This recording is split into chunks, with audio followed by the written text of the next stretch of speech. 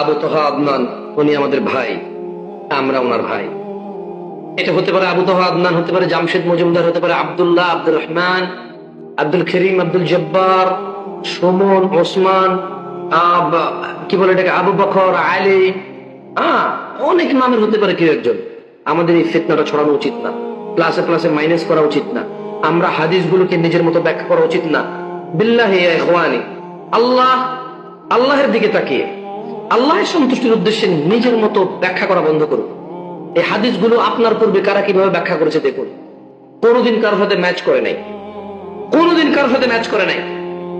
হাদিসে যেই চরিত্র রয়েছে ওই চরিত্রগুলো নিজেরাই নিজেদের আবির্ভাব করবে। যেমন সূর্য পশ্চিম দিক থেকে উদয় হবে, সূর্যের এই চরিত্র যেদিন পশ্চিম দিক থেকে উদয় হবে সেদিন সবাই দেখে যাবে এই চরিত্র সূর্যের, সূর্য সেটা করবে আল্লাহর আদেশে, সেদিন সবাই চাক্ষুষ থাকবে যারা সেদিন উপস্থিত থাকবে। আর আমরা এর প্রতি ঈমান আনি, এখানে আমরা মুমিন।